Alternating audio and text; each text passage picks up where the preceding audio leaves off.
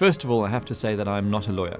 I'm not trained as a lawyer, and I can't talk about legal advice. However, I've been doing GDPR now on behalf of SAP for about 15 or 16 months, which means reading the regulations, understanding what it means for businesses, how they need to implement the GDPR regulation, attending a lot of conferences about GDPR, talking with the different regulators around the European Union and how they're going to implement the GDPR regulation.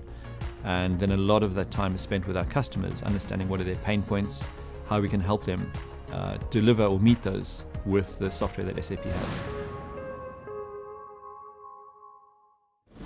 The GDPR stands for the General Data Protection Regulation.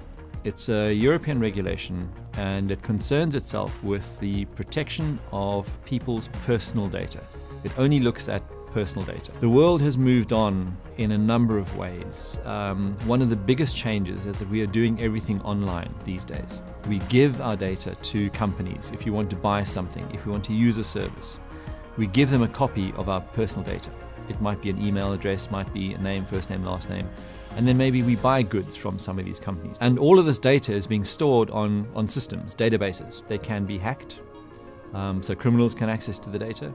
But it's also very hard to protect who can see that data, so anybody can actually look at the data. But one of the other core requirements is that the companies who collect that data don't misuse it. There is a specific reason why data is collected, and you have to keep that reason for the purpose of using that data. You can't reuse that data or sell it on to another organization where they can contact you, so you don't have nuisance calls. And you don't get telemarketing from an organization saying, I understand you bought something from this place a while ago, why don't you buy this other thing from my company instead or as well? One of the other reasons it exists is to provide a consistent level of regulation for data privacy throughout the European Union. There are rights of an individual. For example, they can ask for all of their copies of their personal data to be deleted. You have to build or develop or buy capabilities to delete data, and this is not an option, this is a hard requirement. Companies have not built procedures to delete data, they build procedures to archive data because they might need it at some point in the future. And this is a massive shift now where GDPR says no, archiving isn't good enough, you have to delete the data. And that's all copies, not just the data that you might have in production, but it's data that's on a tape backup, that's in business continuity, that's a paper backup. All of this, if you no longer have a reason, the purpose to keep that data, and there is no lawful regulatory requirement to continue that process, for example, financial reporting, you have to delete that data. So it's not good enough just to have technology that allows you to delete the data. You have to have a record showing which data you are deleting, and is that the important data for GDPR, or is there other high-risk GDPR data that you also have to delete? And what is the technical measure that is deleting that data? And you also have to prove that it is being deleted.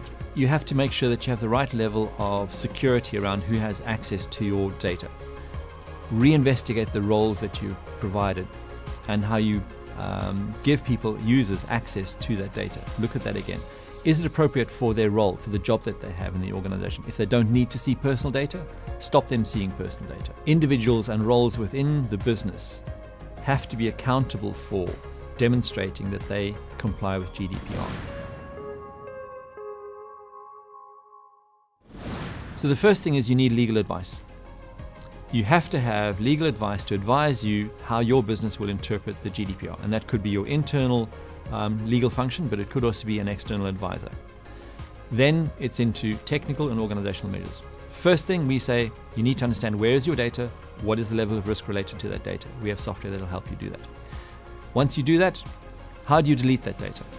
How do you know how to keep the data and stop people having access to that data? We have software that will help you do that. At the same time, start documenting your procedures for how you manage the delivery and implementation of GDPR, because that will be your ongoing business as usual evidence to the regulator that you have the controls and measures in place. That would be your starting point, I would say. Very soon after that is manage who has access to the data, because if you can stop people seeing the data, you stop them causing a data breach.